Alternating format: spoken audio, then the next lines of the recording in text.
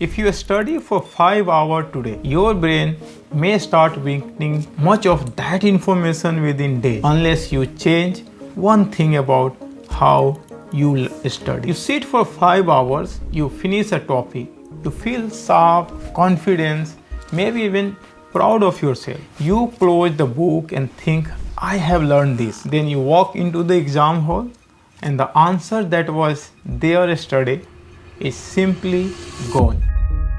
Not blurry, not half remembered, just missing. You study the way most people told you. You read, understand, highlight, reread. You did everything we told is good studying. And this is where neuroscience gets uncomfortable. You were never actually learning. You were creating a very convincing illusion of learning. You know, the medical student who has spent weeks rereading anatomy book lower on practical exam than those who tested themselves with flashcards, despite feeling far more prepared going in. So today let's understand why this keeps happening and how to completely change the way you study so knowledge actually stays.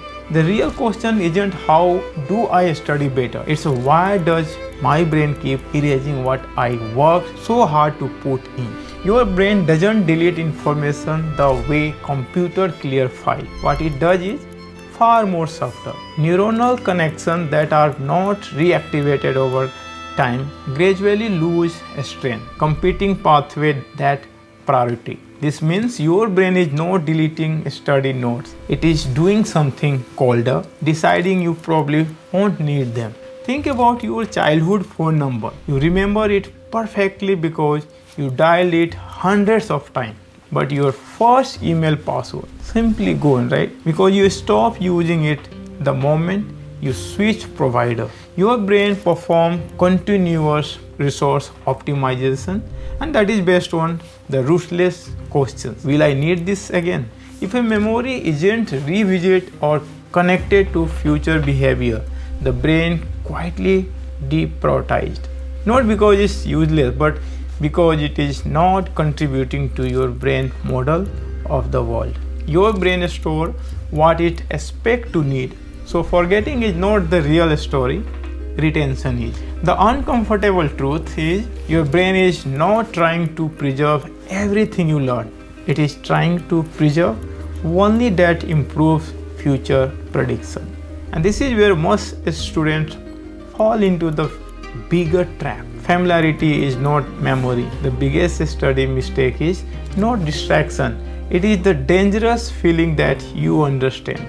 You read a chapter, understand it, reread it, and everything starts to feel smooth and familiar. And that feeling of ease tricks you. You mistake familiarity for mastery. Recognition is not a retrieval. This is a well-known metacognitive illusion in learning science. Familiarity is the enemy of real learning.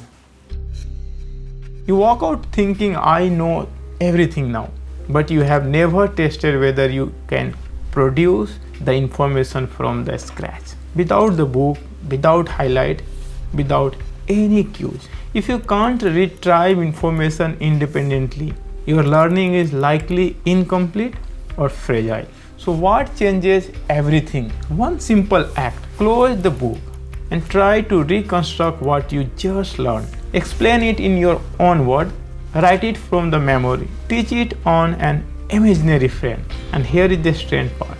Even the failing to recall something strains memory more than rereading the material. You know, NASA uses this in the astronaut training. Trainees are deliberately tested on emergency procedure before they have fully studied them, because the struggle of near recall burns the protocol deeper than any amount of rereading the material. When recall fails, the mismatch between what you expected to know and what you actually retrieve generate a powerful prediction error signal. Your brain thought it knew the material. It didn't. You know, the struggle is where memory begins. The mismatch sends a strong signal, a strong message. this matter, strengthen this connection, and this is the moment where real learning actually happens. Not when you understand, but when you realize you don't. The Roger Federer didn't develop his backhand by watching slow motion replay of it. He developed it by hitting thousands of balls that went into the net. Each miss a correction signal this body learned from. And that moment, dopamine activity don't simply signal reward. It reflects something more fundamental, a prediction update. Dopamine doesn't directly store information. It influences which neuronal connection get strength. Your brain is continuously asking, was I right about what I thought I knew? And when the answer is no, that's the exact computational moment where real learning becomes possible. It is learning. Don't consider struggle as a failure. It is the biological price of memory. Your brain is not built to store everything, right? It's built to keep what survives repetition. And that's why timing matters far more than total hours. Short, focused sessions followed by deliberate revisits are far more effective than long cramming. Each return forces your brain to rebuild the memory. When you study a single topic in isolation, your brain quickly adapts, recognize the pattern, and create a feeling of a smooth fluency. When you mix different topics instead, something more powerful happens.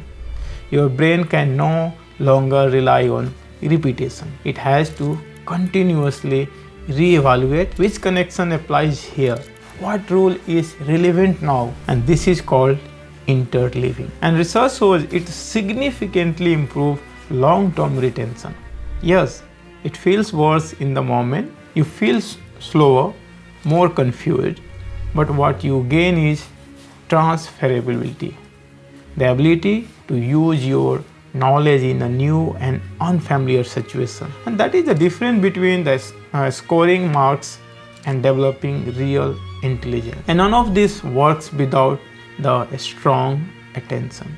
The research from the University of Texas found that having your smartphone anywhere on your desk, even in silent, face down, even switched off, measurably reduced cognitive performance. Participants whose phones were in a separate room scored over 11% better.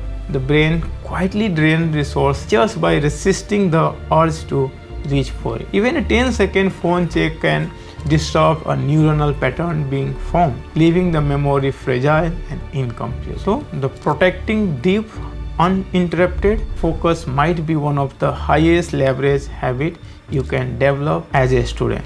And here is one of the most beautiful truths in learning science. Your brain keeps working even after you stop studying. During the deep sleep, your hippocampus replays the pattern encountered during the day, helping stabilize and integrate new information with what you already know. So the sleep is not the rest after the learning, it is learning. And the skipping sleep after serious study makes that material significantly harder to recall. Sleep is not optional for the learning, it is a part of the process. And then your emotional state matter too. Moderate level of the curiosity, healthy challenge, and even a touch of excitement act as priority signal for the brain, increasing encoding strength and making memory more durable. However, chronic stress works against you as well. Sustained cortisol level interferes with hippocampal function over the time, reducing cognitive flexibility and making retrieval harder under pressure. So stress shifts the brain away from the reflection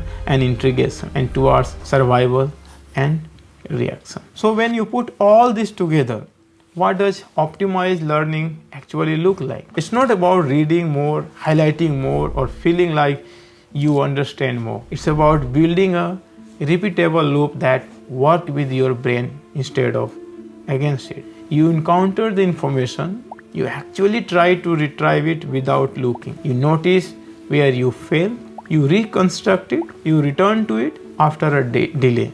You let sleep consolidate it, then you repeat. Each time you successfully reconstruct the knowledge, you give your brain clear evidence that this information is worth keeping. You stop trying to feel like you know the material and start trying your brain to retrieve it under pressure. You move from the passive recognition to true ownership. This is not about working harder, it is about working smarter in alignment with how your brain actually functions. And once you understand these principles, studying stops feeling like a constant battle against forgetting and start feeling like building some things that truly lasts. So next time you finish a study session, don't ask whether you understood it. Ask yourself this instead: can I explain this from memory right now? If the answer is no, that's not failure. That's the beginning of your learning. Because the goal was never to feel like you know something. The goal was to make your brain unable to forget it. And maybe the real question is not how much you study, but what your brain will still choose to remember tomorrow. Thanks for watching and see you in the next video.